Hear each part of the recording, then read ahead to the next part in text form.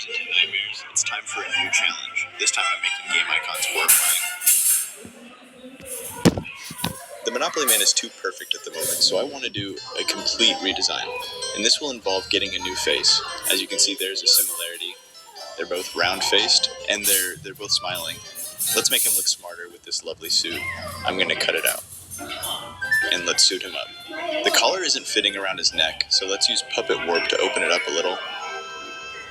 Perfect. Now he's fitting in there nice and snug.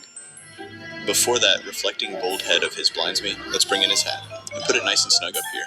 Now the last thing that's missing is his iconic mustache, so let's cut it out. Making sure every little strand is selected. Perfect. Now in my head, when I picture an evil, scary person, I imagine someone with a tiny mustache. So this should be small enough. But I do want to stretch the end strands a little. Okay, with that done, I want to bring back the same red background as the original. Now I want to use Camera Raw filter to make him look a little more dramatic. So let's bring down the exposure to make all those shadows darker. Okay, and I'm just going to mess around with the rest of the stuff. Okay, that's enough, I think. You know what? The current red is too bright. Much better. Okay, and I'm going to put some shadows on the right of his face. This won't take long. Why not add a little stain on his collar? And for continuity, I'm going to stain his teeth. And I'm sure some of this red substance must have made its way onto his mustache. I want it to be not too obvious.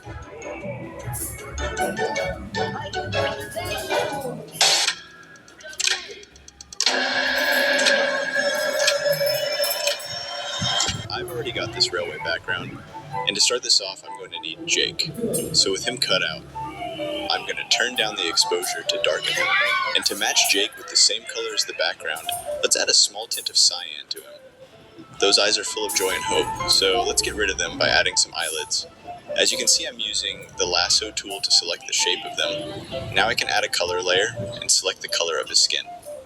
Now it's time to shadow him. The cap is going to need some under it, and I'm going to give him some on the side of his face. So he's currently looking slightly dodgy, but to make him someone you wouldn't want to be around, let's give him an arm. I'm going to amputate the arm from this kind lady. And let's darken it to match the rest of his hoodie. And with Puppet Warp, let's just quickly adjust it. This now means his new hand will be able to fit into it. Let's darken it and give it a nice cyan hue. And I think this is pretty much done. Let's just quickly blur the background a little.